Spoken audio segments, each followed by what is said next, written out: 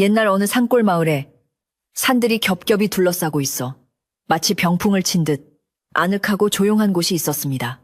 이곳은 봄이면 진달래가 붉게 피어오르고 가을이면 단풍이 온 산을 불태우듯 물들이는 사시사철, 아름다운 풍경을 자랑하는 명당 중의 명당이었습니다. 맑은 물이 흐르는 개울 소리가 밤낮으로 끊이지 않고 바람이 불면 대나무 숲이 서걱거리며 이야기를 나누는 듯한 소리가 들려오는 평화로운 마을이었습니다. 사람들은 욕심 없이 농사를 짓고 이웃 간의 정을 나누며 소박하게 살아가고 있었기에 마을 어귀에 들어서면 마음이 저절로 편안해지는 기운을 느낄 수 있었습니다. 이 평화로운 마을 한가운데에는 으리으리한 기와집 한 채가 솟아있어 멀리서도 단번에 눈길을 끌었습니다. 검은 기와가 햇살을 받아 번들거리고 담장은 어른 키를 훌쩍 넘길 만큼 높게 쌓여 있어 안을 쉽게 들여다볼 수조차 없는 집이었습니다. 이 집의 주인은 최부자라고 불리는 사람으로 인근 고을의 논밭을 절반이나 가지고 있을 만큼 큰 부자였습니다. 곳간에는 쌀가마니가 천장까지 닿을 듯 쌓여 있고 마당에는 살진 가축들이 가득하여 남부러울 것 없는 살림을 꾸리고 있었지만 이상하게도 최부자의 집 대문은 굳게 닫혀있는 날이 많았습니다. 최부자는 남들이 보기에는 모든 것을 다 가진 사람처럼 보였지만 정작 본인의 마음속은 한시도 편할 날이 없었습니다. 그는 자신이 평생 힘들게 모은 재산이 자식대에 이르러 흩어지지는 않을까, 혹여 집안의 기운이 쇠하여 가문이 몰락하지는 않을까 하는 걱정에 잠 못 이루는 밤이 많았습니다. 가진 것이 많으면 많을수록 잃을 것에 대한 두려움도 커지는 법이라 최부자의 미간에는 언제나 깊은 주름이 패여 있었고 눈빛은 늘 무언가를 쫓는 듯 불안하게 흔들렸습니다. 그는 사람보다 땅의 기운을 더 믿었고 조상의 묘를 잘 써야 후손이 복을 받는다는 풍수지리설을 맹신하고 있었습니다. 어느 늦가을 해질 무렵 마을 어귀에 낡은 삿갓을 쓰고 지팡이를 짚은 노인 한 명이 나타났습니다. 허름한 무명옷을 입고 보찜 하나를 맨 행색은 영락없는 나그네였지만 삿갓 아래로 드러난 눈빛만은 맑고 깊어 범상치 않은 기운을 풍기는 노인이었습니다. 그는 평생을 산천을 떠돌며 땅의 이치를 연구해온 풍수사 심노인이었습니다. 심노인은 화려한 언변으로 사람을 현혹하여 돈을 챙기는 장사치들과는 달리 자연의 순리를 따르고 땅이 품은 마음을 읽어내는 진정한 직관이었습니다. 그는 마을 입구의 느티나무 아래에서 잠시 걸음을 멈추고 마을 전체를 휘감고 있는 산새와 물길을 조용히 살폈습니다. 심노인의 눈에 들어온 마을은 참으로 온화하고 덕이 있는 형상을 하고 있었습니다. 뒷산은 어머니가 아이를 안고 있는 듯 부드럽게 마을을 감싸고 있었고 앞개울은 재물이 밖으로 빠져나가지 않도록 굽이쳐 흐르며 마을을 지키고 있었습니다. 그러나 심노인의 시선이 마을 중앙에 위치한 최부자의 기와집에 머물렀을 때 그의 눈썹이 꿈틀하며 미세하게 움직였습니다. 마을 전체의 기운은 따뜻하고 생동감이 넘치는데 유독 그 집 주변만은 서늘한 그늘이 드리워진 것처럼 무겁고 탁한 기운이 감돌고 있었기 때문입니다. 마치 흐르는 물이 갑자기 웅덩이에 고여 썩어가는 듯한 느낌을 주는 곳이었습니다. 마침 최부자는 대문 앞을 서성이며 저녁 바람을 쐬고 있었습니다. 비단 옷을 입고 뒷짐을 진 채 거드름을 피우고 있었지만 그의 얼굴빛은 어딘가 모르게 흑빛을 띠고 있었습니다. 심노인은 천천히 걸음을 옮겨 최부자의 집 앞으로 다가갔고 최부자는 낯선 노인의 방문에 경계심을 품으면서도 그의 범상치 않은 눈빛에 이끌려 말을 걸었습니다. 직관이나 풍수사라면 사족을 못 쓰는 최부자였기에 노인의 행색이 남루하더라도 혹시나 용한 사람이 아닐까 하는 기대감이 생겼기 때문입니다. 최부자는 하인을 시켜 심노인을 사랑방으로 정중히 모시도록 했습니다. 사랑방에 마주 앉은 두 사람 사이에는 묘한 긴장감이 흘렀습니다. 따뜻한 차가 나왔지만 심노인은 찻잔을 들 생각도 하지 않고 그저 최부자의 얼굴을 뚫어지게 바라볼 뿐이었습니다. 최부자는 노인의 시선이 부담스러워 헛기침을 하며 먼저 입을 열었습니다. 그는 자신이 얼마나 오랫동안 좋은 돈자리를 찾아 헤맸는지 그리고 얼마나 많은 직관들이 다녀갔는지 늘어놓으며 자신의 부와 권세를 자랑했습니다. 그는 단순히 조상을 편안하게 모시는 자리가 아니라 자손이 왕이나 장상이 될 수 있는 천하의 명당을 원하고 있음을 숨기지 않고 드러냈습니다. 심노인은 최부자의 말을 묵묵히 들으며 방 안의 공기를 읽었습니다. 방 안 곳곳에는 값비싼 도자기와 병풍이 놓여 있었지만 사람의 온기보다는 차가운 욕망이 서려 있는 듯 했습니다. 심노인이 입을 연 것은 한참 뒤였습니다. 그는 나지막하고 울림 있는 목소리로 명당이란 억지로 찾는 것이 아니라 덕을 쌓은 사람에게 땅이 스스로 내어주는 것이라고 말했습니다. 또한 땅은 주인을 알아보는 법이니 욕심을 앞세워 땅을 찾으려 하면 오히려 화를 입을 수 있다는 뼈 있는 조언을 덧붙였습니다. 그러나 이미 욕심에 눈이 먼 최 부자의 귀에 그런 도덕적인 이야기가 들어올리 만무했습니다. 최 부자는 심노인의 말이 고리타분하게 느껴져 내심 실망하는 기색을 보였습니다. 그는 당장이라도 눈앞에 황금 같은 땅을 찍어줄 사람을 원했지 마음을 닦으라는 설교를 늘어놓는 늙은이를 원한 것이 아니었습니다. 하지만 심노인은 최 부자의 얼굴에서 단순히 욕심 많은 부자의 모습을 넘어서는 불길한 징조를 읽어내고 있었습니다. 그것은 죽음의 그림자라고 할 수 있는 검푸른 기운이 최 부자의 이마와 눈 밑에 짙게 깔려 있는 것이었습니다. 이것은 수명이 다해서 생기는 기운이 아니라 과도한 집착과 탐욕이 스스로의 생명을 갉아먹고 있을 때 나타나는 현상이었습니다.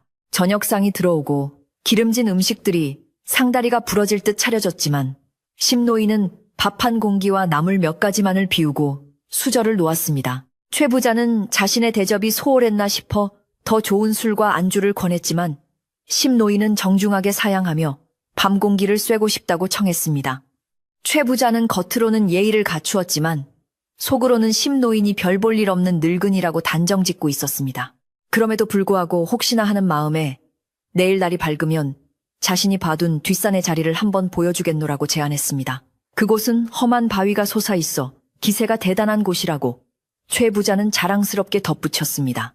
밤이 깊어지자 산골 마을은 칠흑 같은 어둠에 잠겼습니다.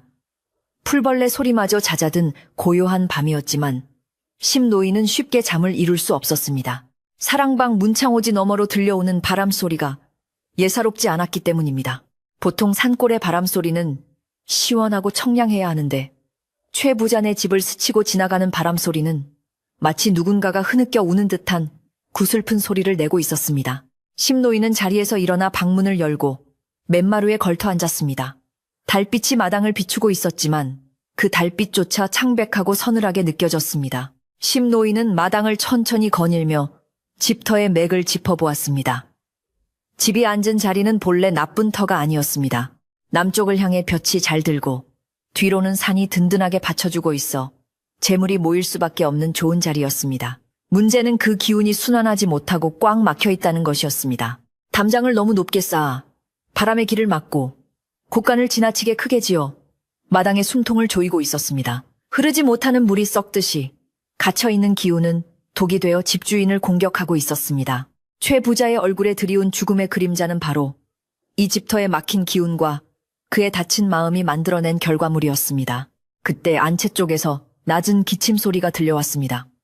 최 부자 역시 잠 못 이루고 뒤척이고 있는 것이 분명했습니다. 심노인은 안타까운 마음으로 그쪽을 바라보았습니다. 좋은 봇자리를 써서 복을 받겠다는 생각에만 사로잡혀 정작 자신이 살고 있는 집과 자신의 몸이 병들어가고 있다는 사실을 깨닫지 못하는 최 부자가 가엾게 느껴졌습니다. 명당은 멀리 있는 것이 아니라 내가 발 딛고 서 있는 곳을 편안하게 만드는 데에서 시작한다는 평범한 진리를 욕망에 눈이 먼 사람들은 보지 못하는 법이었습니다. 심노인은 내일 아침 최 부자가 보여주겠다는 그 대단한 자리가 심히 걱정되었습니다. 다음 날 아침 일찍부터 최 부자는 서둘러 채비를 하고 심노인을 재촉했습니다. 그의 얼굴에는 어젯밤보다 더 짙은 초조함이 배어 있었지만 목소리만큼은 들떠 있었습니다. 최 부자는 하인들을 앞세우고 심노인과 함께 마을 뒷산으로 향했습니다.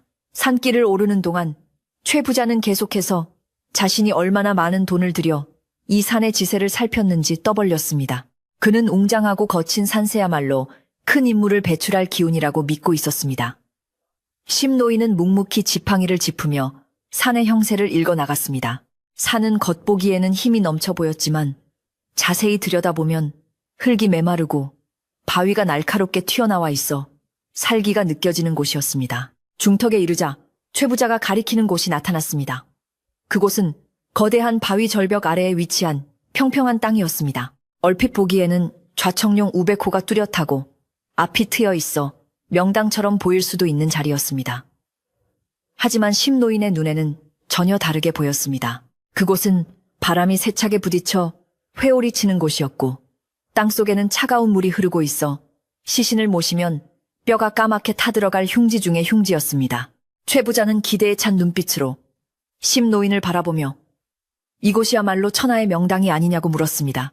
그의 눈은 이미 확신에 차 있었고 심노인의 입에서 긍정적인 대답이 나오기만을 기다리고 있었습니다.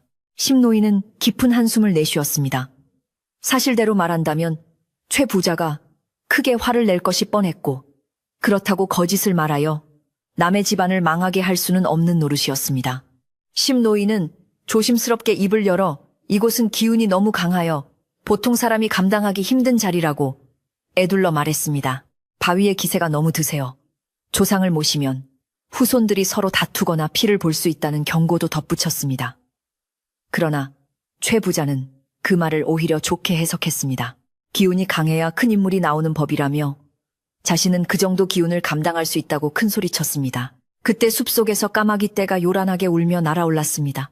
갑작스러운 새들의 울음소리에 최 부자는 깜짝 놀라 뒷걸음질 쳤지만 곧바로 하인들에게 돌을 던져 쫓으라고 호통을 쳤습니다. 심노인은 까마귀들이 이유 없이 울지 않는다는 것을 알고 있었습니다. 그것은 이 땅의 서린 살기를 본능적으로 느끼고 경고를 보내는 것이었습니다. 심노인은 지팡이 끝으로 땅을 툭툭 쳐보았습니다. 땅에서 울려오는 소리가 둔탁하고 무거웠습니다. 이는 땅속에 돌이 많거나 물이 차 있다는 증거였습니다. 그는 최 부자에게 다시 한번 신중할 것을 권하며 다른 자리를 찾아보는 것이 좋겠다고 말했습니다. 하지만 최 부자의 고집은 꺾이지 않았습니다. 그는 이미 몇 달 전 한 젊은 직관에게서 이곳이 왕이 나올 자리라는 말을 들은 터였습니다. 그 젊은 직관은 최 부자의 귀에 꿀처럼 달콤한 말만 속삭였고 최 부자는 그 말에 홀려 거액의 복채를 주었던 것입니다. 심노인의 반대는 오히려 최 부자의 오기를 자극했습니다. 늙은 직관이 볼 줄 몰라서 그러는 것이라 여기며 최 부자는 불쾌한 기색을 감추지 않고 하산하자고 손짓했습니다. 내려오는 길 심노인의 발걸음은 천근만근 무거웠습니다. 이대로 두면 최 부자 집안에 큰 화가 닥칠 것이 불을 보듯 뻔했기 때문입니다. 마을로 돌아오니 동네 어귀의 정자나무 아래 노인들이 모여 앉아 있었습니다. 그들은 최 부자와 심노인이 산에서 내려오는 것을 보고 수군거리기 시작했습니다. 마을 사람들은 이미 최 부자가 뒷산 바위 밑을 툇자리로 쓰려 한다는 소문을 알고 있었고 그곳이 예전부터 호랑이가 자주 출몰하고 벼락이 잘 떨어지는 곳이라며 걱정하고 있었습니다. 그러나 감히 최 부자의 면전에서 그런 말을 할 수 있는 사람은 아무도 없었습니다. 심노인은 마을 노인들의 근심 어린 눈빛을 읽고 자신이 해야 할 일이 결코 쉽지 않음을 직감했습니다. 최 부자의 집에 다시 들어선 심노인은 마당 한 구석에 있는 우물을 유심히 보았습니다. 아침까지만 해도 맑았던 우물물이 어딘지 모르게 뿌옇게 흐려져 있었습니다. 심노인은 두레박으로 물을 한 바가지 퍼올려 냄새를 맡아보았습니다. 비릿한 흙 냄새가 섞여 있었습니다. 이것은 땅의 기운이 뒤틀리고 있다는 징조였습니다. 최 부자의 그릇된 욕심이 땅을 건드리기 시작했고 그 여파가 이미 집안의 물길에까지 미치고 있는 것이었습니다. 심노인은 이 물을 마시면 사람들의 성격이 난폭해지고 건강을 해치게 될 것이라고 생각했습니다. 저녁이 되자 최 부자는 다시 심노인을 불렀습니다. 낮의 불쾌함은 어느새 잊은 듯 그는 다시 은밀한 목소리로 물었습니다. 노인장, 솔직히 말해보시오. 아까 그 자리가 너무 좋아서 남에게 알리기 싫어 짐짓 나쁘다고 한 것 아니오.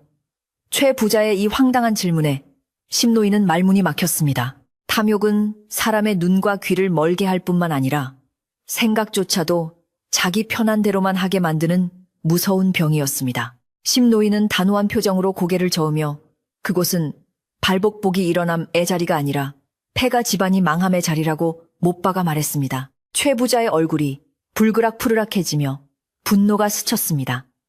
자신의 안목과 기대를 무참히 짓밟는 심노인의 말이 저주처럼 들렸기 때문입니다. 그는 더 이상 심노인에게 예의를 갖추지 않았습니다. 당장이라도 쫓아내고 싶었지만 밤이 늦어 하룻밤만 더 재워주기로 마음먹었습니다. 심노인은 사랑방으로 돌아와 짐을 챙길까 고민했지만 이내 마음을 고쳐먹었습니다. 자신이 떠나버리면 이 집안은 걷잡을 수 없는 불행의 구렁텅이로 빠질 것이었습니다. 비록 환대받지 못하더라도 진실을 밝히고 화를 막는 것이 풍수사의 도리라고 생각했습니다. 그날 밤 심노인은 잠을 청하는 대신 호롱불 아래서 묵묵히 명상을 했습니다. 바람소리는 어젯밤보다 더욱 거세져 문풍지를 찢을 듯이 울어댔습니다. 마치 산신령이 노하여 고함을 치는 것 같았습니다.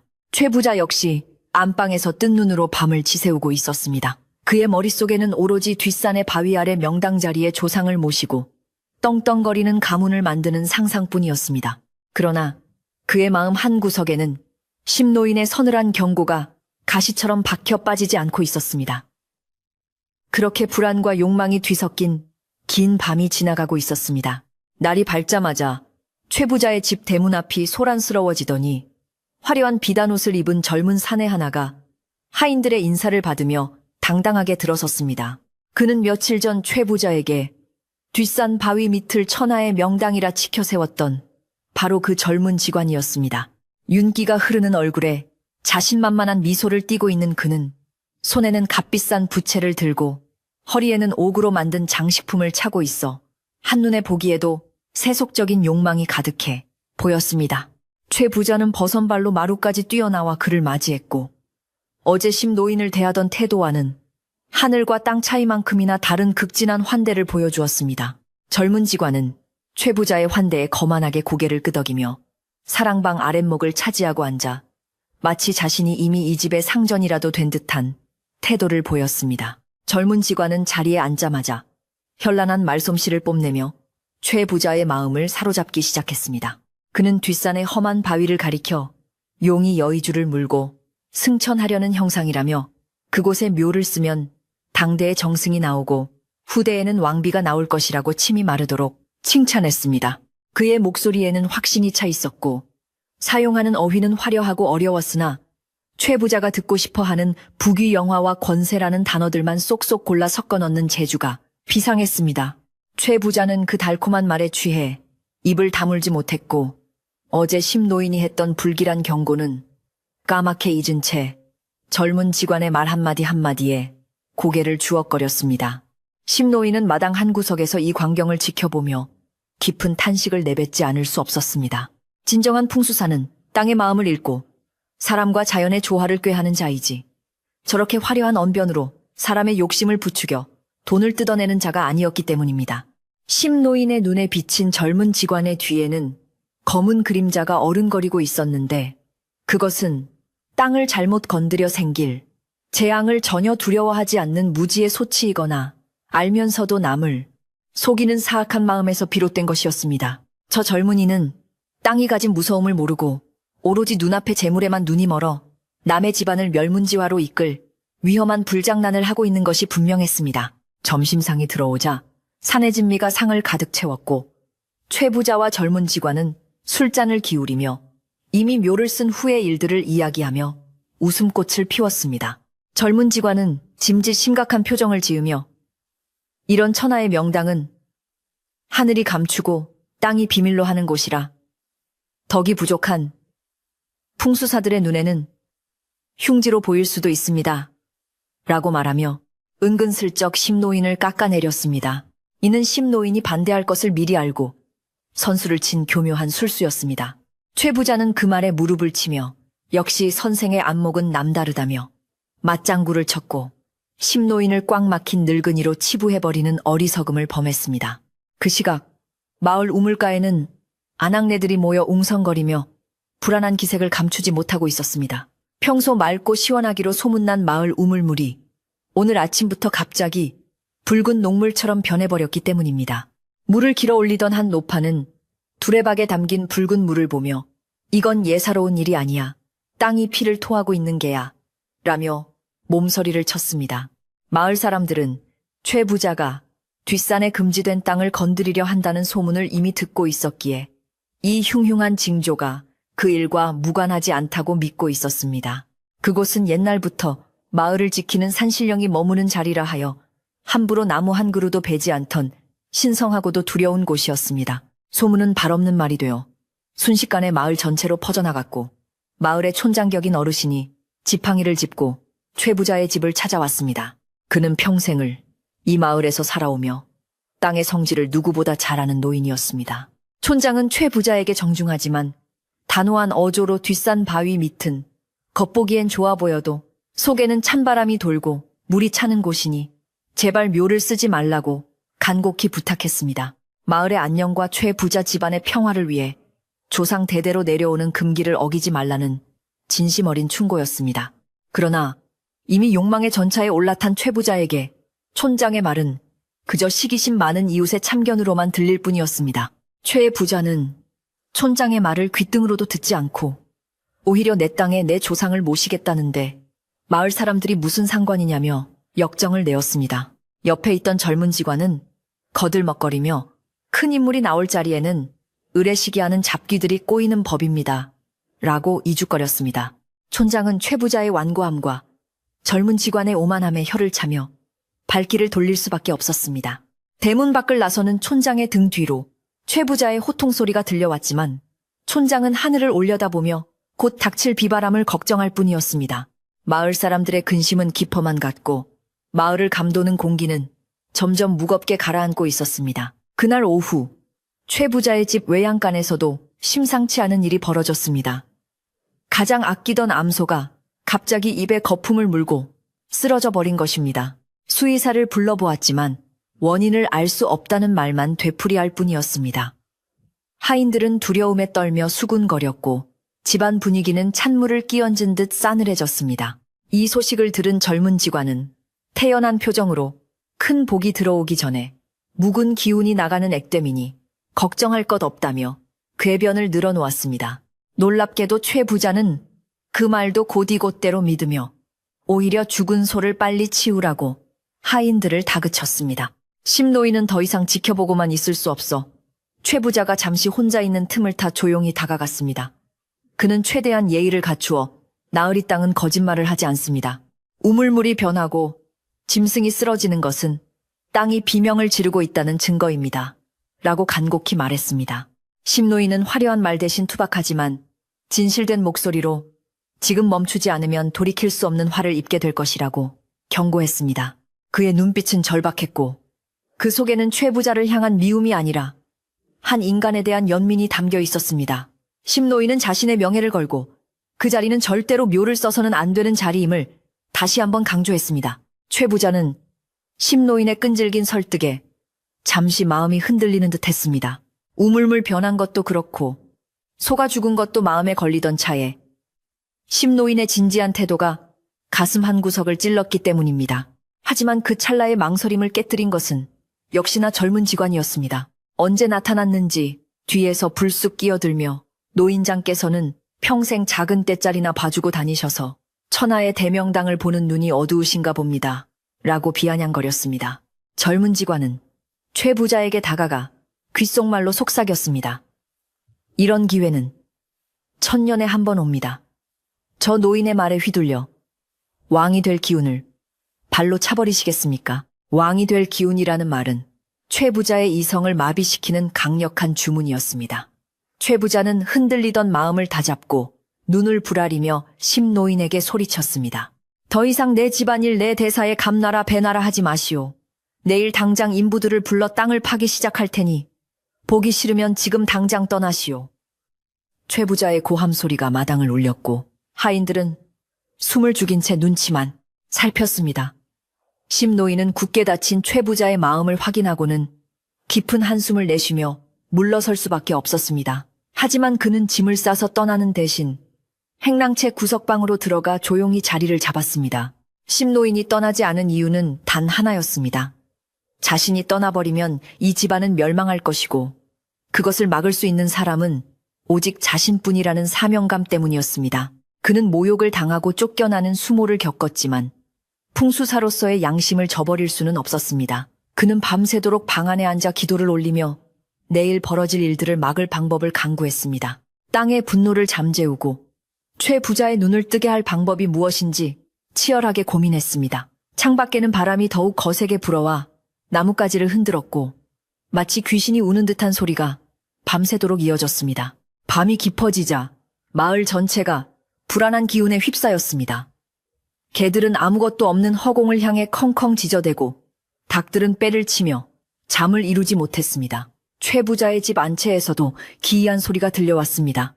마치 땅 밑에서 무언가가 긁는 듯한 소리가 마루 밑을 타고 올라와 방 안을 울렸습니다. 최 부자는 이불을 머리끝까지 뒤집었었지만 그 소리는 귓가에 생생하게 맴돌았습니다. 젊은 직원은 사랑방에서 코를 골며 자고 있었지만 그 또한 꿈자리고 뒤숭숭한지 식은땀을 흘리며 몸을 뒤척였습니다. 다음 날이 밝았지만 하늘은 잔뜩 흐려 있었습니다. 먹구름이 낮게 깔려 금방이라도 비를 뿌릴 듯한 날씨였지만 최 부자는 보짜리 공사를 강행하라고 명령했습니다. 인부들은 도구와 장비를 챙겨 뒷산으로 향했고 그들의 얼굴에는 하기 싫은 일을 억지로 하는 기색이 역력했습니다. 마을 사람들은 멀찌감치 서서 걱정스러운 눈으로 그 행렬을 지켜보았습니다. 저러다 큰일 나지 큰일 나. 노인들의 탄식 소리가 여기저기서 터져 나왔지만 최 부자의 위세에 눌려 누구 하나 나서서 말리는 사람은 없었습니다. 오직 심노인만이 지팡이를 꼭 쥐고 그 뒤를 조용히 따르고 있었습니다. 산 중턱 바위 밑에 도착하자 바람은 더욱 거세졌습니다. 젊은 직원은 바람이 세게 부는 것은 용이 꿈틀거리는 증거라며 인부들을 독려했습니다. 최 부자는 들뜬 표정으로 흙을 파낼 지점을 지시했고 젊은 직원은 나침반을 이리저리 돌리며 짐짓, 신중한 척 연기를 했습니다. 심노인은 그들이 지정한 자리가 정확히 수맥이 흐르는 지점이며 그 아래에는 날카로운 바위가 숨겨져 있다는 것을 알고 있었습니다. 그곳을 건드리는 순간 갇혀있던 땅의 나쁜 기운이 폭발하여 사방으로 퍼져나갈 것이 뻔했습니다. 인부들이 곡괭이를 들어 땅을 찍으려던 순간 심노인이 앞으로 나서며 큰 소리로 외쳤습니다. 멈추시오. 그곳을 파면 돌이킬 수 없습니다. 그의 목소리는 평소의 온화함과는 달리 천둥처럼 우렁찼고 그 기세에 눌려 인부들은 멈칫하며 손을 멈췄습니다. 최 부자는 얼굴을 찌푸리며 심노인을 노려보았고 젊은 직원은 노망난 늙은이가 제정신이 아니군 하며 비웃었습니다. 하지만 심노인은 물러서지 않고 지팡이로 땅의 한 지점을 가리키며 말했습니다. 이 땅 밑에는 피눈물을 흘리는 돌이 있소. 내 말이 거짓이라면 내 목을 내놓겠소. 심노인의 비장한 태도의 분위기는 일순간 얼어붙었습니다. 인부들은 서로의 얼굴을 쳐다보며 웅성거렸고 최 부자도 심노인의 확신에 찬 눈빛에 잠시 기세가 꺾였습니다. 그러나 젊은 직원은 콧방귀를 뀌며 저 늙은이가 겁을 주어 공사를 망치려 하는 겁니다. 나으리 망설이지 마시고 어서 진행하십시오.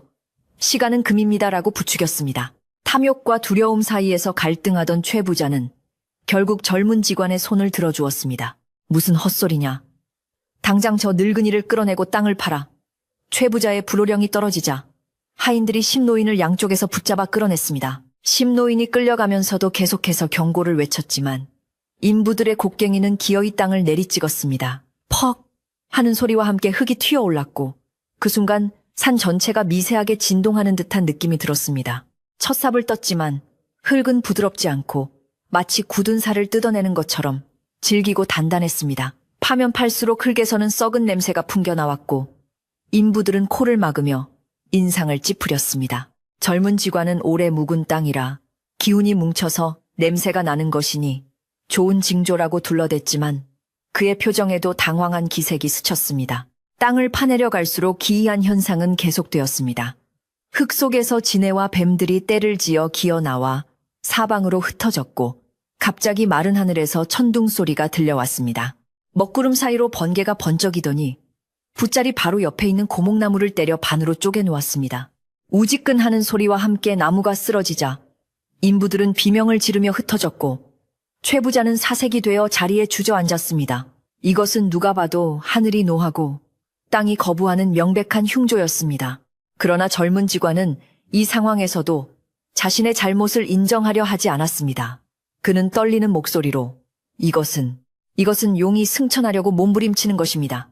조금만 더 파면 황금색 흙이 나올 것입니다. 라고 외치며 인부들을 다시 불러 모으려 했습니다. 공포에 질린 인부들은 머뭇거리며 움직이지 않았고 최 부자는 혼란스러운 표정으로 젊은 직원과 쓰러진 나무를 번갈아 쳐다보았습니다. 그때 심노인이 하인들의 손을 뿌리치고 다시 현장으로 걸어 들어왔습니다. 그의 옷은 흐트러졌지만 눈빛만은 형형하게 빛나고 있었습니다. 심노인은 쪼개진 나무 옆에 서서 땅을 파던 구덩이를 가리켰습니다.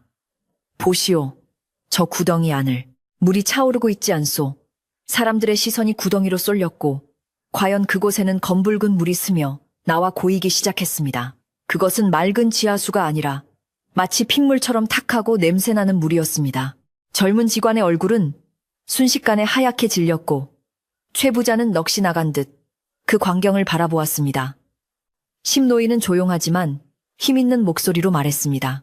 이것이 당신이 그토록 원하던 명당의 실체요. 조상의 뼈를 이 썩은 물속에 잠그려 했단 말이오. 바람은 더욱 사납게 불어닥쳐 사람들의 옷자락을 마구 흔들었고 산새들은 떼를 지어 날아가며 비명을 질렀습니다. 최 부자의 욕심이 불러온 재앙이 눈앞에 현실로 드러나고 있었습니다. 이제 선택은 최 부자의 몫이었습니다. 계속해서 젊은 직원의 거짓말을 믿고 파멸의 길로 갈 것인지 아니면 늦었지만 심노인의 말을 듣고 멈출 것인지 흙탕물이 고여가는 구덩이 앞에서 모든 사람의 시선이 최 부자의 입을 향해 쏠렸습니다. 산골 마을에 닥친 위기는 이제 절정을 향해 치닫고 있었습니다. 검붉은 물이 솟구쳐 오르는 구덩이를 내려다보는 최 부자의 눈동자는 공포로 심하게 흔들리고 있었습니다.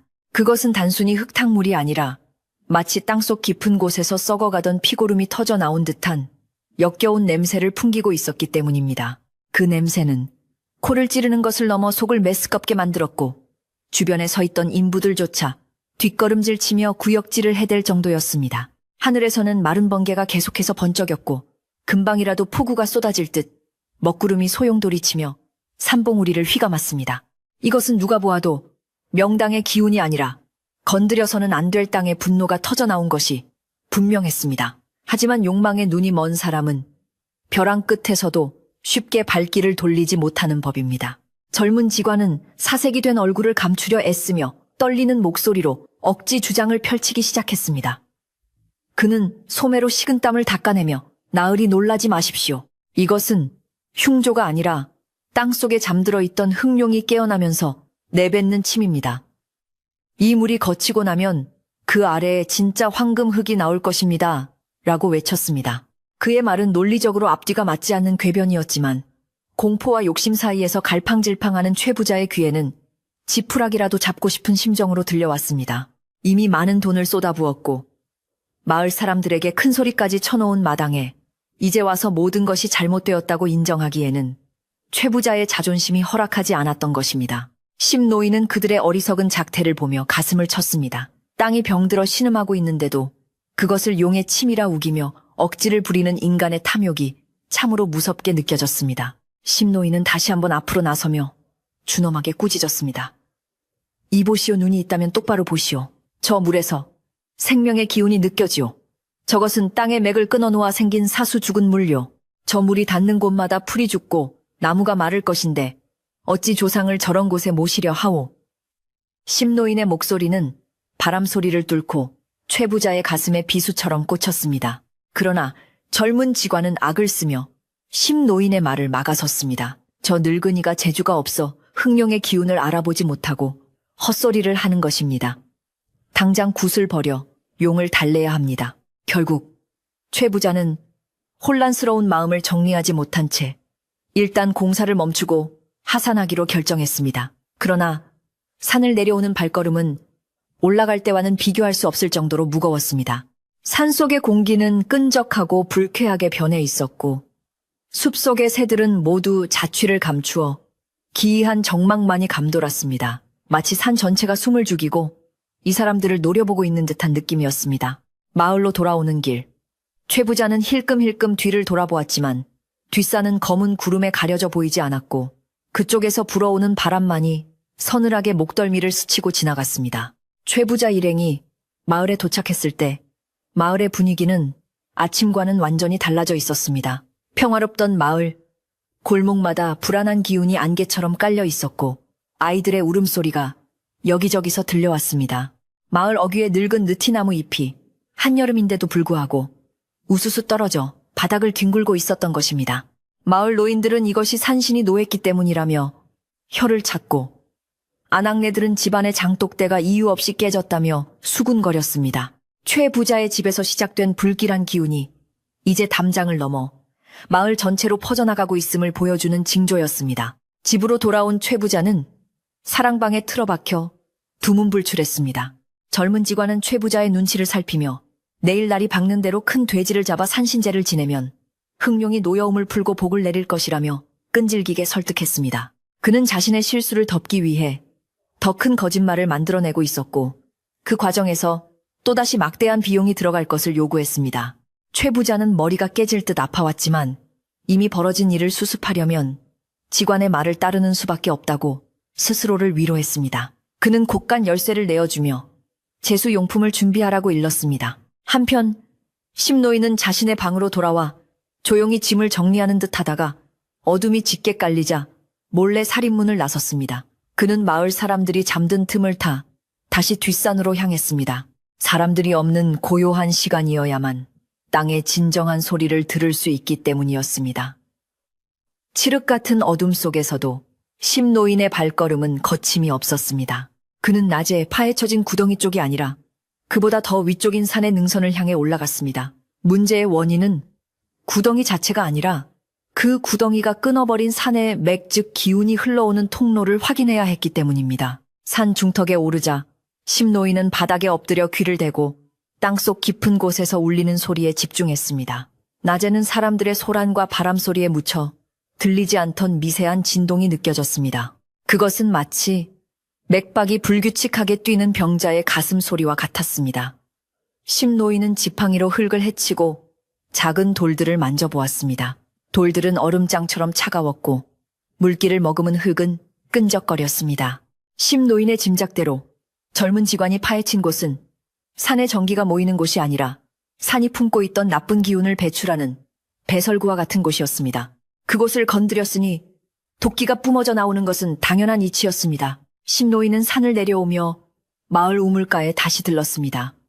낮에 붉게 변했던 물은 이제 검게 변해 있었고 썩은 내가 진동하여 도저히 마실 수 없는 지경이었습니다. 그때 물을 기르러 나왔던 마을의 한 안악이 심노인을 보고 깜짝 놀라 물동이를 놓쳤습니다. 안악은 울먹이며 어르신 대체 우리 마을에 무슨 일이 생긴 것입니까? 아이들이 밤새 열병에 시달리고 닭들이 알을 낳지 않습니다. 최 부자 댁에서 산을 건드린 탓이 아닙니까? 라고 하소연했습니다. 심노인은 안악의 떨리는 손을 잡아주며 걱정 마시오. 내일이면 모든 것이 밝혀질 것이고 산도 다시 잠잠해질 것이오라고 따뜻하게 위로했습니다. 그날 밤 최 부자의 집에서는 기괴한 일이 벌어졌습니다. 안채의 병풍이 저절로 넘어지고 부엌의 솥뚜껑이 덜그럭거리는 소리가 끊이지 않았습니다. 최 부자는 이불을 뒤집어 쓰고 덜덜 떨며 잠을 청했지만 꿈속에서조차 검은 물이 자신을 삼키는 악몽에 시달려야 했습니다. 반면 사랑방의 젊은 직원은 술에 취해 코를 골며 자고 있었습니다. 그는 내일 구판을 벌여 한몫 챙길 생각에만 빠져 집안의 감도는 죽음의 기운을 전혀 감지하지 못하고 있었습니다. 무지하고 탐욕스러운 자에게는 두려움조차 사치였던 모양입니다. 새벽녘이 되자 심노인은 마당 한가운데에 정화수 한 그릇을 떠다 놓고 기도를 올렸습니다. 그의 기도는 산신을 달래는 것이기도 했지만 최 부자의 어두운 마음을 밝혀달라는 간절한 바람이기도 했습니다. 심노인의 기도가 끝날 무렵 거짓말처럼 바람이 잦아들고 동쪽 하늘이 붉게 물들기 시작했습니다. 심노인은 결연한 표정으로 일어섰습니다. 이제는 말로 설득할 단계가 지났음을 깨달았습니다. 눈으로 보여주고 피부로 느끼게 해주어야만 최 부자와 마을 사람들을 구할 수 있었습니다. 그는 오늘 아침 모든 사람들 앞에서 진실을 밝히는 공개 검증을 하기로 마음먹었습니다. 아침 식사 시간이 되자 심노인은 최 부자의 방문을 열고 들어갔습니다. 밤새 시달려 눈을 한 최 부자가 심노인을 쳐다보았습니다. 심노인은 평소와 다름없는 온화한 목소리였지만 그 안에는 거역할 수 없는 위험이 서려 있었습니다. 나으리 오늘 마을 사람들을 모두 마당으로 불러 모으십시오. 그리고 저 젊은 직관도 함께 나오게 하십시오. 오늘 내 목숨을 걸고 저 땅의 정체를 밝혀 보이겠습니다. 최 부자는 심노인의 당당한 태도에 압도되어 고개를 끄덕일 수밖에 없었습니다. 심노인의 눈빛에는 거짓이나 욕심이 없는 맑은 기운이 가득했기 때문입니다. 젊은 직관은 이 소식을 듣고 펄쩍 뛰었습니다. 감히 천한 늙은이가 누구를 시험하려 드느냐며 길길이 날뛰었지만 내심 불안한 기색을 감추지 못했습니다. 그는 마을 사람들을 모아놓고 굿을 버려 분위기를 장악하려던 계획이 틀어질까 걱정되었습니다. 하지만 이미 소문이 퍼져 마을 사람들이 하나둘 최 부자의 집마당으로 모여들고 있었습니다. 그들은 우물물이 썩고 가축이 병드는 원인을 알고 싶어 했고 최 부자의 집에서 무슨 일이 벌어지고 있는지 직접 확인하고 싶어 했습니다. 마당은 금세 사람들로 가득 찼고 웅성거리는 소리로 가득 찼습니다. 마당 한가운데에는 멍석이 깔리고 최 부자와 젊은 직관 그리고 심노인이 마주보고 섰습니다. 젊은 직관은 화려한 부채를 펴들고 거만하게 서 있었지만 심노인은 낡은 지팡이 하나만을 들고 조용히 서 있었습니다. 마을 촌장이 앞으로 나와 대체산에서 무슨 일이 있었기에 마을에 이런 변고가 생기는 것인가라고 물었습니다. 젊은 직관이 먼저 나서서 이 모든 것은 큰 복이 들어오기 전에 진통이며 저 늙은이가 불길한 말을 퍼뜨려 부정을 탔기 때문이라고 목소리를 높였습니다. 그의 뻔뻔한 태도에 몇몇 사람들은 동요하는 듯 했습니다. 그때 심노인이 조용히 입을 열었습니다. 말은 꾸밀 수 있어도 땅은 거짓말을 하지 않습니다. 저 젊은이가 명당이라 주장하는 곳에서 나온 흙과 물을 가져왔으니 다들 보십시오. 심노인은 품에서 작은 항아리와 흙이 담긴 보따리를 꺼내어 멍석 위에 올려놓았습니다. 그리고 젊은 직관을 향해 말했습니다. 자네가 진정 풍수사라면 이 흙의 맛을 보고 이 물의 냄새를 맡아보게. 이것이 생명을 살리는 흙인지 아니면 죽이는 흙인지 말일세. 젊은 직관은 당황하여 얼굴이 붉어졌고 뒷걸음질 치며 그런 천한 짓은 하지 않는다고 소리쳤습니다. 심노인은 흙을 한 줌 집어 입에 넣고 천천히 씹었습니다. 그리고 물을 한 모금 마셨습니다. 사람들은 경악하며 그 모습을 지켜보았습니다. 심노인은 흙을 뱉어내지 않고 삼킨 뒤 차분하게 말했습니다. 이 흙은 겉은 멀쩡해 보이나 속은 썩어 문드러져 쓴맛이 나고 이 물은 유황 냄새가 나고 차가워 생명이 살 수 없는 독수독이 있는 물입니다. 이런 흙과 물이 나오는 곳에 조상을 모시면 뼈가 3년 안에 까맣게 타버리고 후손들은 정신을 놓게 됩니다. 심노인의 설명은 너무나 구체적이고 생생하여 듣는 사람들의 등골을 오싹하게 만들었습니다. 최 부자는 심노인의 행동에 큰 충격을 받았습니다. 자신의 조상을 모실 땅이라며 칭송하던 곳의 흙을 직접 먹어가며 증명하려는 심노인의 진정성이 가슴을 울렸기 때문입니다. 반면 젊은 직관은 땀을 뻘뻘 흘리며 눈동자를 굴리기만 할 뿐 아무런 반박도 하지 못하고 있었습니다. 마을 사람들의 눈초리가 점점 젊은 직관에게 쏠리기 시작했습니다. 저 젊은이가 사기꾼 아니야. 우리 마을을 다 죽이려고 작정한 계지라는 수군거림이 파도처럼 번져나갔습니다. 심노인은 여기서 멈추지 않았습니다. 그는 지팡이로 바닥에 그림을 그리며 땅의 이치를 설명하기 시작했습니다. 이 마을은 본래 물이 휘감아 도는 형국이라 재물이 모이는 곳입니다.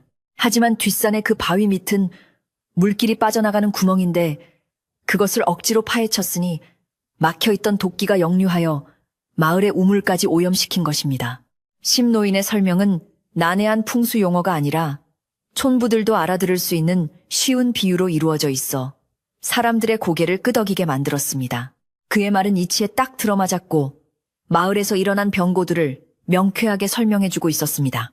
젊은 직관은 궁지에 몰리자 최후의 발악을 했습니다. 그는 품에서 부적을 꺼내어 심노인에게 던지며 요물이다. 저 늙은이가 귀신을 부려 사람들을 홀리고 있다. 라고 고래고래 소리를 질렀습니다.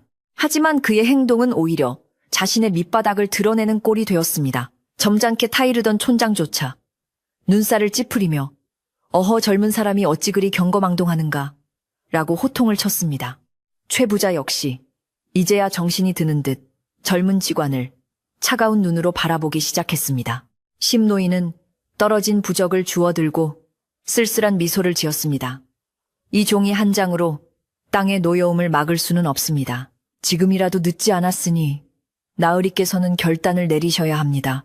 심노인의 시선은 최 부자를 향해 고정되었습니다. 이제 선택은 다시 최 부자에게 넘어왔습니다. 가짜의 달콤한 거짓말에 계속 속을 것인지 아니면 쓰지만 몸에 좋은 진실을 받아들일 것인지 마당에 모인 수십 개의 눈동자가 최 부자의 입술만을 주시하고 있었습니다. 바람이 멈추고 햇살이 구름 사이로 비치기 시작한 마당에는 팽팽한 긴장감이 감돌았습니다. 최 부자는 심노인이 가져온 검은 흙과 썩은 물 항아리를 바라보았습니다. 그리고 자신의 곁에서 안절부절 못하는 젊은 직원의 얼굴을 보았습니다. 지난 며칠간 홀린 듯이 쫓았던 욕망이 얼마나 허망한 것이었는지, 그리고 그 욕망이 자신과 가족 나아가 마을 전체를 얼마나 큰 위험에 빠뜨렸는지 뼈저리게 느껴졌습니다. 최 부자의 입술이 파르르 떨렸습니다. 그는 천천히, 아주 천천히 입을 열었습니다. 그의 한마디가 이 모든 소동을 끝낼 열쇠가 될 것이었습니다. 최 부자의 입술이 천천히 열리며 무거운 침묵이 깨졌습니다. 그는 떨리는 손으로 심노인이 가져온 썩은 흙을 한 줌 쥐어보더니 이내 바닥에 내던지며 젊은 직원을 향해 천둥 같은 호통을 쳤습니다. 네, 이놈 내 눈을 가리고 내 귀를 막아 우리 집안을 멸문지화로 이끌려 했느냐. 저 흙에서 나는 썩은 내가 내 놈의 검은 속내와 똑같구나.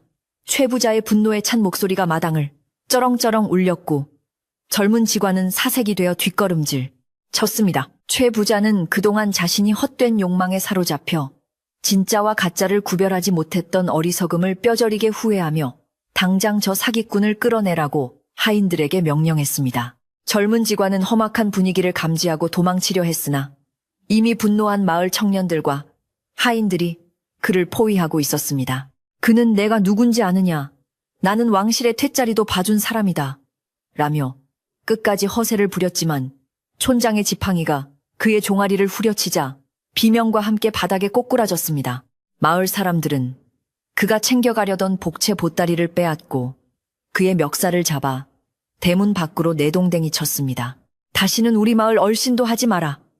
사람들의 고함과 함께 젊은 직원은 흙투성이가 된 채 꽁무니가 빠지게 도망쳤고 그 모습은 마치 쥐구멍을 찾는 시궁창 쥐와 다를 바 없었습니다. 소란이 가라앉자 최 부자는 심노인 앞으로 다가가 무릎을 꿇었습니다. 천하의 최 부자가 남루한 행색의 노인 앞에 무릎을 꿇은 것은 마을 사람들에게 큰 충격이었습니다.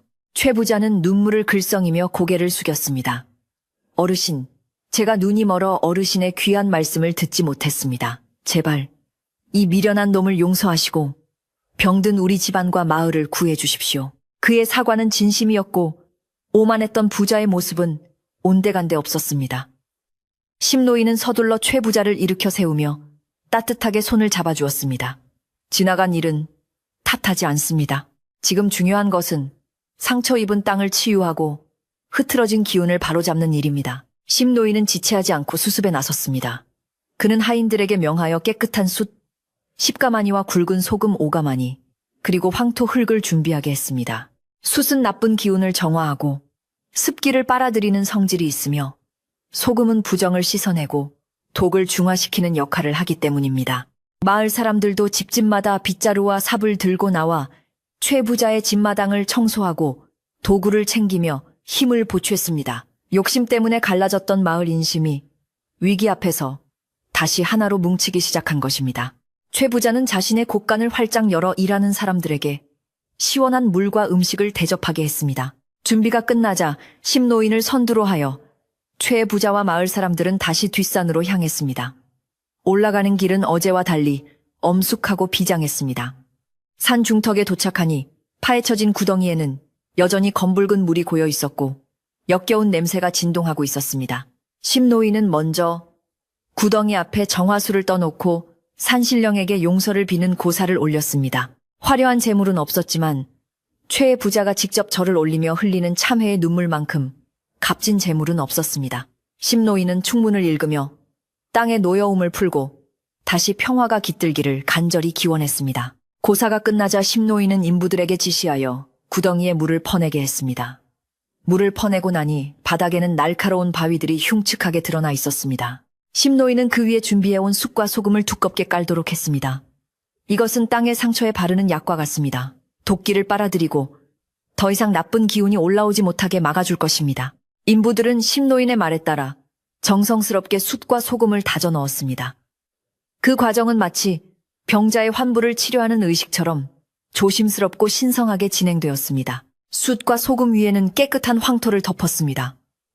심노인은 흙을 덮을 때도 그냥 붓는 것이 아니라 층층이 다지며 정성을 들여야 한다고 일렀습니다.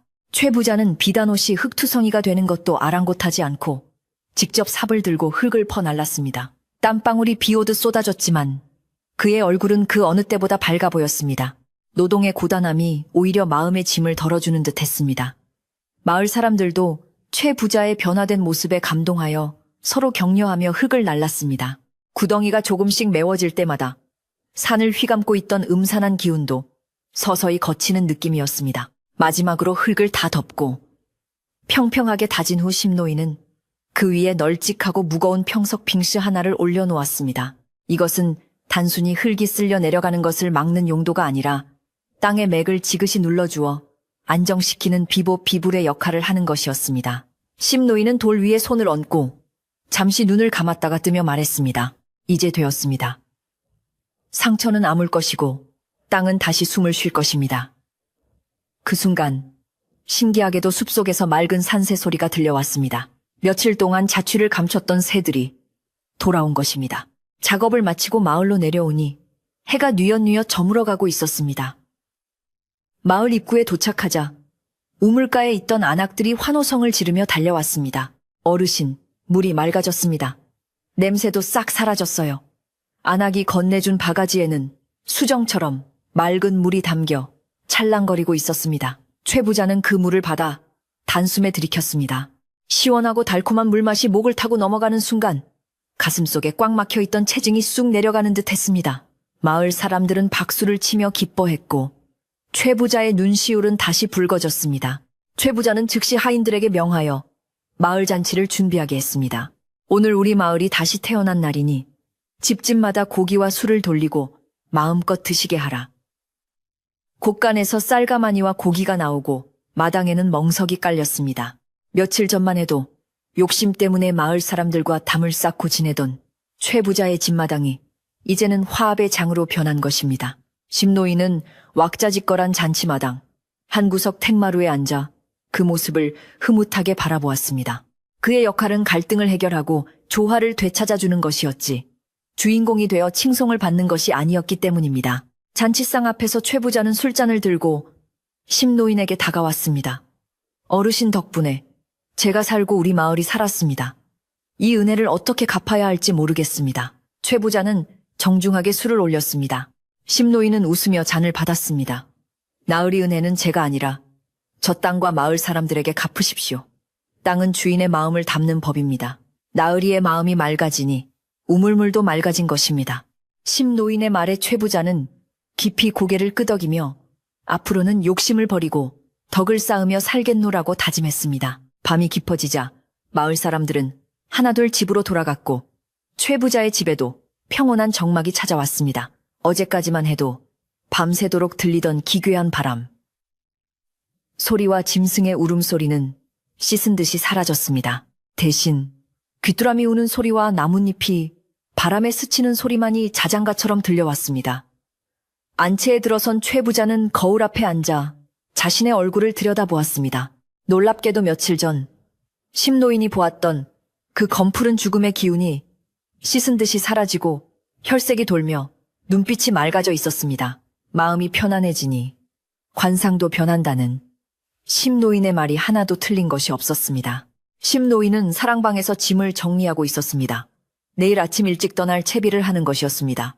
최 부자가 들어와 하룻밤만 더 묵어 가시라.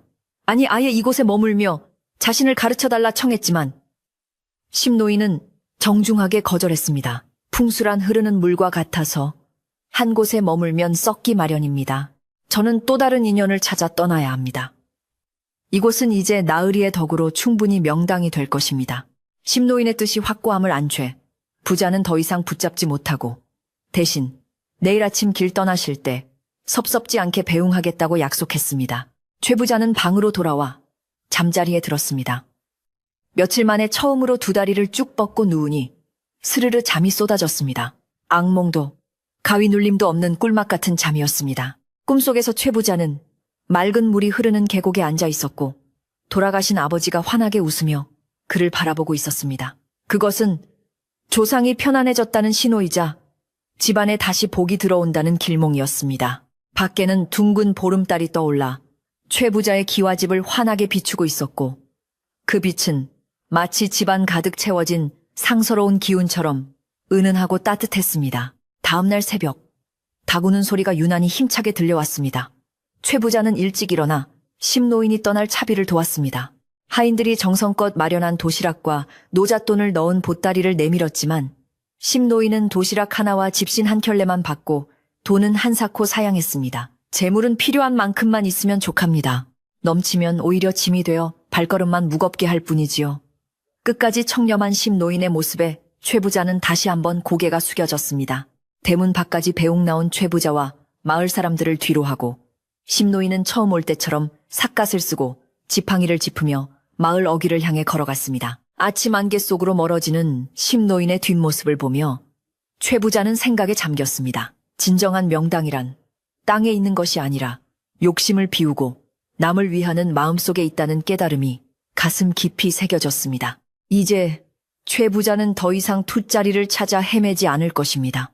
그가 서 있는 이곳, 그가 살아가는 이 집, 그리고 함께 살아가는 마을, 사람들과의 관계가 바로 그가 가꾸어야 할 최고의 명당임을 알았기 때문입니다. 바람이 불어와 심노인의 옷자락을 흔들었고 마을의 아침은 그 어느 때보다 상쾌하고 희망찬 기운으로 가득 찼습니다. 심노인이 안개 속으로 호련히 사라진 뒤에도 최 부자는 한참 동안 대문 앞에 서서 그가 떠난 길을 바라보았습니다.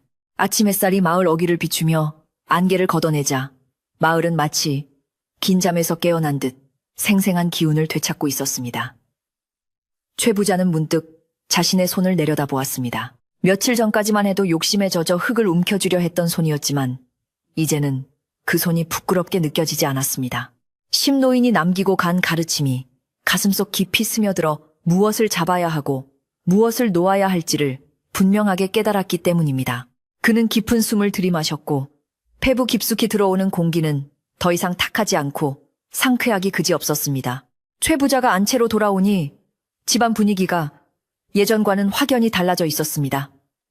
하인들은 주인의 눈치를 보며 주눅 들어있던 예전 모습이 아니었습니다. 마당을 쓰는 빗질 소리는 경쾌했고 부엌에서 들려오는 그릇, 달그락거리는 소리마저 흥겨운 리듬처럼 들렸습니다. 최 부자는 사랑방에 앉아 장부를 펼쳤습니다. 그동안 모아온 재산 목록과 소장료 기록들이 빼곡히 적혀 있었습니다. 예전 같으면 어떻게 하면 이 숫자를 늘릴까 고민했겠지만 지금 그의 눈에는 그 숫자 뒤에 가려진 마을 사람들의 고단한 삶이 보이기 시작했습니다. 그는 먹을 갈아 붓을 들고 새로운 마음으로 장부의 내용을 하나하나 고쳐 나가기 시작했습니다. 그날 오후 최 부자는 마을의 촌장을 다시 집으로 모셨습니다. 촌장은 최 부자가 또 무슨 엉뚱한 고집을 피우려는 것은 아닌지 내심 걱정하며 들어왔지만 최 부자가 내놓은 제안을 듣고는 귀를 의심했습니다. 최 부자는 그동안 마을 사람들에게 받던 소장료를 절반으로 줄이고 흉년이 들어 빚을 진 집들의 문서를 모두 태워버리겠다고 말했기 때문입니다. 또한 명당을 찾겠다고 낭비하려 했던 막대한 돈을 내놓아 마을의 낡은 다리를 고치고 서당을 지어 아이들을 가르치겠다고 했습니다. 촌장은 최 부자의 두 손을 잡고 눈시울을 붉히며 나으리 참으로 큰 결심을 하셨습니다. 마을 사람들이 이제야 다리 뻗고 살게 되었습니다. 라고 감격했습니다. 최 부자의 변화는 말로만 그치지 않고 즉각적인 행동으로 이어졌습니다. 다음 날부터 최 부자의 집곳간 문이 활짝 열렸습니다. 묵은 쌀떡이 비워지고 가난한 이웃들에게 곡식이 골고루 나눠졌습니다. 마을 사람들은 처음에는 최 부자의 이런 호의를 의심했지만 하인들이 직접 쌀가마니를 지고 와서 마루에 놓아주며 어르신의 뜻입니다 라고 말하자 그제야 마음을 열었습니다. 마을 곳곳에서 최의 부자댁이 변했다. 심노인이 도깨비를 쫓아내고 부처님을 모셔놓고 갔다는 찬사가 쏟아졌습니다. 사람들의 얼굴에 웃음꽃이 피어나자 마을 전체를 감돌던 음산한 기운은 완전히 자취를 감추었습니다. 계절은 어느덧 가을의 절정으로 치달아 마을 앞 들판은 황금빛 물결로 출렁이고 있었습니다. 올해는 유난히 태풍도 없고 병충해도 없어 대풍년이 들었습니다. 마을 사람들은 이것 또한 최 부자가 마음을 고쳐먹고 산신령을 달랜 덕분이라 믿었습니다. 땅은 정직해서 주인의 마음이 너그러워지면 그만큼 풍요로운 결실을 내어준다는 심노인의 말이 증명된 셈이었습니다. 최 부자는 누렇게 익은 벼 이삭을 만져보며 곳간에 쌓일 재물보다 마을 사람들의 넉넉해진 살림살이가 더 큰 기쁨으로 다가옴을 느꼈습니다. 진정한 부자는 혼자만 배부른 사람이 아니라 이웃과 함께 배부른 사람이라는 것을 비로소 알게 된 것입니다. 추수가 끝날 무렵 최 부자는 마을 잔치를 크게 열기로 했습니다.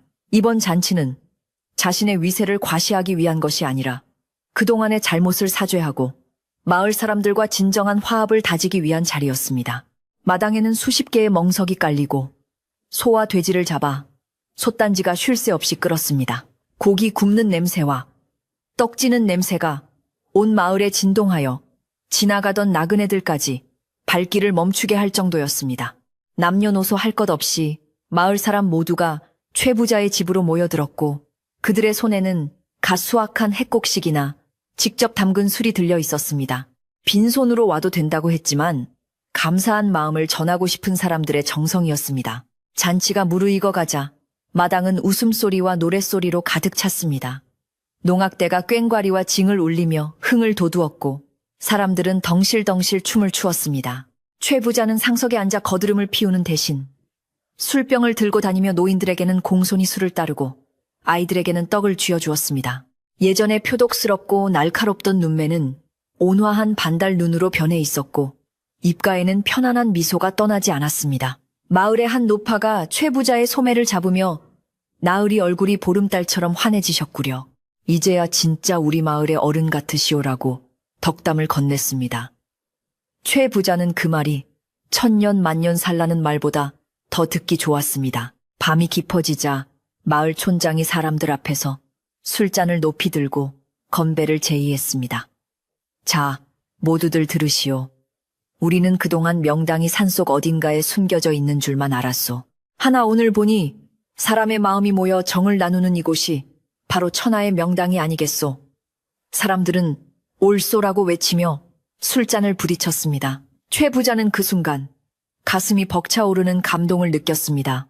비싼 돈을 주고 사려 했던 흙덩어리가 아니라 지금 이 순간 함께 웃고 떠드는 이웃들의 따뜻한 마음이 자신을 지켜주는 가장 든든한 울타리임을 깨달았습니다. 잔치 분위기가 절정에 달했을 때 외양간에서 기쁜 소식이 전해졌습니다. 며칠 전부터 산길을 보이던 암소가 건강한 송아지를 낳았다는 것입니다. 그 암소는 최 부자가 억지로 온짜리를 쓰려 할 때 병들어 쓰러졌던 바로 그 소였습니다. 하인이 달려와 나으리, 쌍둥이 송아지입니다. 암수 한 쌍이 아주 건강합니다. 라고 외치자 마당에 있던 사람들은 모두 환호성을 질렀습니다. 짐승도 집안의 기운을 알아보고 새 생명을 잉태했으니 이는 최 부자 가문에 더 이상 애군이 없고 복이 넝쿨째 들어온다는 확실한 징조였습니다. 최 부자는 외양간으로 달려가 갓 태어난 송아지들을 쓰다듬었습니다. 어미소는 최 부자의 손길을 피하지 않고 혀로 핥아주었습니다. 따뜻한 생명의 온기가 손바닥을 통해 전해지자 최 부자의 눈에서 뜨거운 눈물이 주르륵 흘러내렸습니다. 죽음의 기운이 감돌던 집안에 다시 생명이 태어나고 끊어졌던 인연들이 다시 이어졌습니다. 그는 마음속으로 심노인에게 감사의 절을 올렸습니다. 만약 심노인이 자신을 꾸짖어 멈추게 하지 않았더라면 지금쯤 이 집은 폐허가 되고 자신은 고독과 후회 속에서 죽어갔을 것이기 때문입니다. 잔치가 끝나고 사람들이 모두 돌아간 뒤 최 부자는 아내와 함께 마루에 앉아 밤하늘을 올려다보았습니다. 둥근 달이 마당을 환하게 비추고 있었고 맑은 바람이 대나무 숲을 스치며 청아한 소리를 내고 있었습니다. 예전에는 그 바람소리가 귀신 울음소리처럼 들려 무서웠지만 지금은 마치 자연이 불러주는 노래처럼 평화롭게 들렸습니다. 아내가 조용히 말했습니다. 당신 요즘 잠꼬대도 안 하고 참 편안해 보여요. 저도 이제야 마음이 놓입니다. 최 부자는 아내의 손을 꼭 잡으며 그동안 당신을 너무 힘들게 했소. 이제부터는 욕심 부리지 않고 당신과 아이들을 위해 그리고 이 마을을 위해 살겠소라고 약속했습니다. 다음날 아침 최 부자는 일찍 일어나 사랑방 문을 활짝 열었습니다. 그리고 심노인이 머물다 간 자리를 깨끗이 청소하고 그곳에 수분제 수분을 지키는 집라는 현판을 직접 써서 걸었습니다. 자신의 분수를 지키며 만족할 줄 아는 집이라는 뜻이었습니다. 그는 앞으로 어떤 직관이 와서 천하의 명당이 있다고 유혹해도 절대 흔들리지 않겠다는 다짐을 그 현판에 담았습니다. 그리고 그 방은 마을의 가난한 선비들이나 지나가는 나그네들이 언제든 묵어갈 수 있는 쉼터로 내어주었습니다. 세월이 흘러 최 부자의 집은 인근 고을에서 가장 덕망 높은 집안으로 소문이 났습니다. 흉년이 들면 곡식을 풀고 억울한 일을 당한 사람이 있으면 앞장서서 해결해주는 최부자의 명성은 널리 퍼져나갔습니다. 신기한 것은 재물을 나누면 나눌수록 최부자의 고가는 마를 날이 없었다는 점입니다. 소작인들이 감동하여 더 열심히 농사를 지었고 마을 사람들이 내일처럼 최부자의 집안일을 도왔기 때문입니다. 억지로 찾으려 했던 명당의 복보다 덕을 쌓아 얻은 인복 렌후, 이 훨씬 더 크고 오래 간다는 것을 보여주는 증거였습니다. 어느 눈 내리는 겨울밤, 최부자는 화로 앞에 앉아 옛 일을 회상했습니다. 문득 심노인이 떠날 때 했던 말이 떠올랐습니다. 가장 좋은 뒷자리는 땅속이 아니라 자손들의 기억 속에 존경받는 조상으로 남는 것입니다. 최부자는 이제 죽음이 두렵지 않았습니다. 자신이 죽은 뒤에 묻힐 땅이 중요한 것이 아니라 자신이 살아있는 동안 베푼 사랑과 덕이 후손들의 삶을 비옥하게 만드는 걸음이 될 것임을 믿었기 때문입니다. 그의 얼굴에는 더 이상 검은 그림자가 없었고 늙어감에 따른 주름조차도 인자하고 아름답게 보였습니다. 최부자의 자식들 또한 아버지를 본받아 검소하고 예의 바르게 자랐습니다. 그들은 아버지가 물려준 재산보다 아버지가 마을 사람들에게 받는 존경을 더 자랑스럽게 여겼습니다. 뒷산의 험한 바위 밑 한때 최부자가 욕심을 내어 파헤쳤던 그 자리는 이제 흙으로 덮이고 풀이 무성하게 자라 아무 일도 없었던 것처럼 자연의 일부로 돌아갔습니다. 사람들은 그곳을 지날 때마다 욕심을 경계하는 교훈으로 삼았고 아이들에게 옛날 이야기를 해주며 올바른 마음가짐을 가르쳤습니다. 겨울이 지나고 다시 봄이 찾아왔을 때 최부자의 집 담장 너머로 매화꽃이 흐드러지게 피어났습니다. 그 향기는 담장을 넘어 마을 전체로 퍼져나갔습니다. 마을 사람들은 그 향기를 맡으며 최부자의 덕을 칭송했고 모두가 평화롭고 행복한 나날을 보냈습니다. 심노인은 그 후로 다시 나타나지 않았지만 마을 사람들의 마음속에는 영원한 스승으로 남아 있었습니다. 바람이 불면 대나무 숲이 서걱이며 마치 심노인의 목소리처럼 속삭이는 듯 했습니다. 욕심을 비우면 그 자리에 복이 깃든다네. 옛날 어느 산골 마을 탐욕으로 얼룩질 뻔했던 기와집은 이제 웃음과 나눔이 넘치는 진정한 명당이 되어 오래오래 전해졌습니다. 최 부자는 천수를 누리며 편안하게 눈을 감았고 마을 사람들은 그를 양지 바른 곳에 모시고 해마다 정성껏 제사를 지내주었습니다.